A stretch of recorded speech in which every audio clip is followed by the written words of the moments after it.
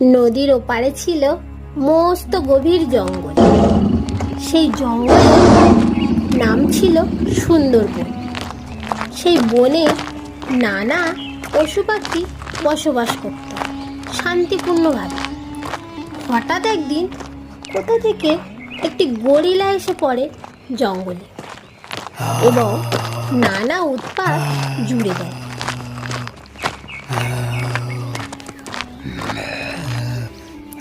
সবাইকে মারতে থাকে। এইসব উৎপাত সহ্য করতে না পেরে সবাই লুকিয়ে লুকিয়ে থাকে। একদিন জঙ্গলের পশু পাখিরা সবাই মিলে একসাথে গিয়ে দাঁড়ালো সেই গরিলার সম্মুখে। তখন একটি শিয়াল গরিলার সামনে এসে বুদ্ধি করে বলল, মহারাজ, আপনার এত শক্তি আর বুদ্ধি দেখে আমরা বনের সমস্ত পশু পাখি ঠিক করেছি আপনাকে আমাদের রাজা বানাবো। আপনি যদি আমাদের প্রস্তাবে রাজি থাকেন তাহলে আমরা একটি সৎ রাজা পেয়ে যাই। এইসব কথা শুনে গরিলা একটু শান্ত হয়ে ভাবল এবং নিজেকে রাজা ঘোষণা করল এবং বলল, দেখো শিয়াল ভাই, তোমার প্রশংসায় আমি খুব খুশি। আমি রাজা বটুক এই মুহূর্তে তোমাকে আমার মন্ত্রী ঘোষণা করছি।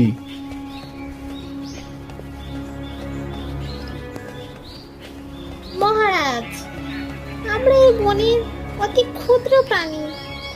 আপনি আমাদের রক্ষাকর্তা, কিন্তু আপনি আমাদের কোনো পশু পাখিকে বিনা দোষে মেরে ফেলবেন না যেন। হা হা হা হা, আমি প্রতিজ্ঞা করছি আমার জঙ্গলে পুরো দায়িত্ব আমার এবং আমরা সবাই বন্ধুর মতো থাকব, একে অপরের সাহায্য করব। এখন সবাই যে যার বাড়ি যাও এবং শিয়াল ভাইয়া, তুমি আমার সঙ্গে আমার একটি আস্তানা খুঁজতে সাহায্য করো। ওসব নিয়ে চিন্তা করতে হবে না।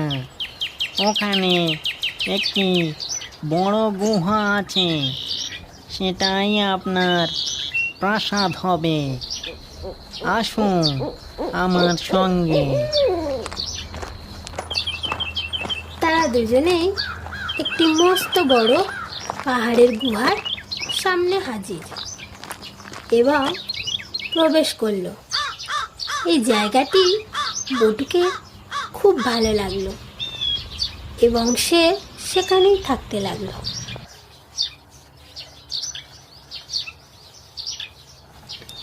দেখো, তোমাদের একটা কথা বলি। আমি পাশের বনের সর্দার।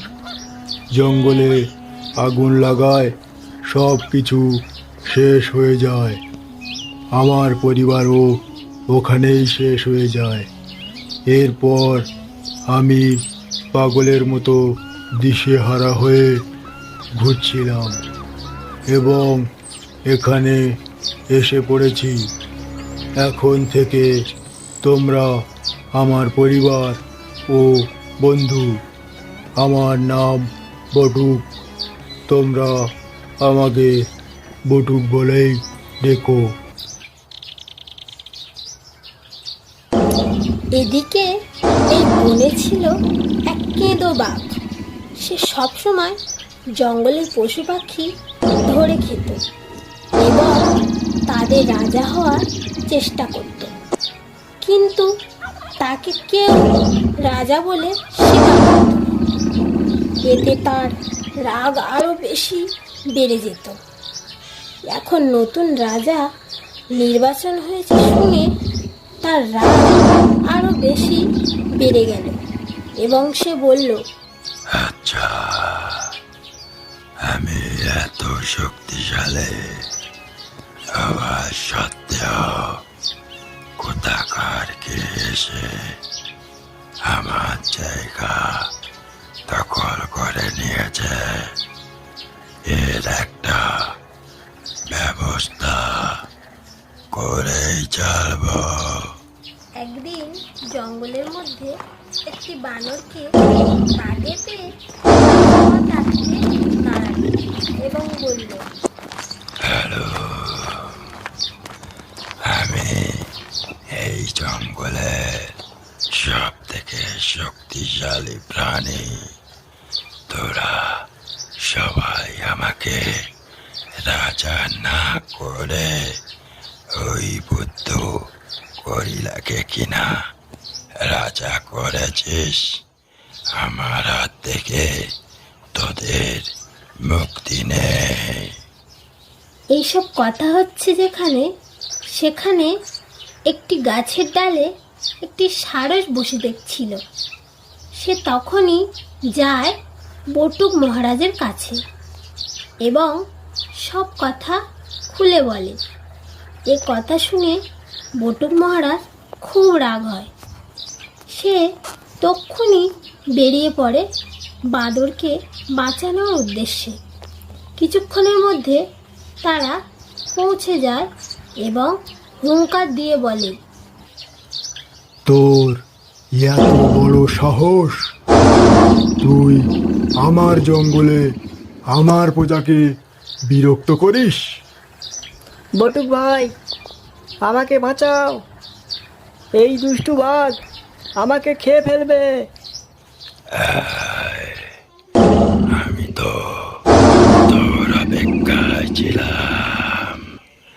হাই, তবে তোকে বুঝিয়ে দি আমি কে। ঠিক আছে, আয় তাহলে, তোর দুষ্টুমির শাস্তি বের করছি। দুজনের মধ্যে বাঁধে তুমুল দাঙ্গা। এদিকে বনের পশু পাখিরা সবাই এসে হাজির হয় ওইখানে। প্রায় 3 ঘন্টা ধরে চলে দুজনের দাঙ্গা। শেষে বাঘ বাবাজি পরাজিত হয়ে পালিয়ে কিছুটা দূরে গিয়ে বলল, আমি আবার আসব।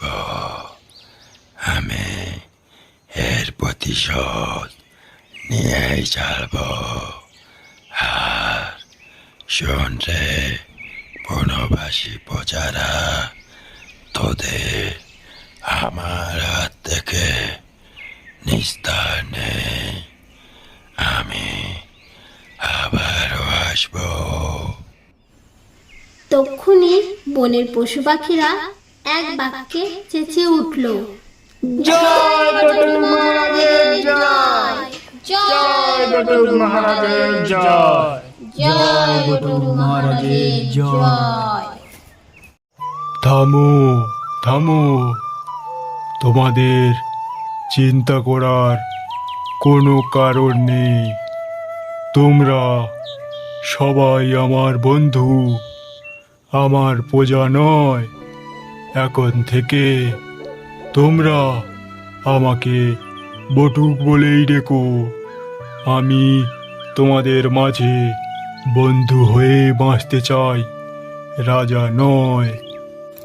জয় বটুক মহারাজের জয়! জয় আমাদের সন্তানের জয়! জয় বটুক মহারাজের জয়!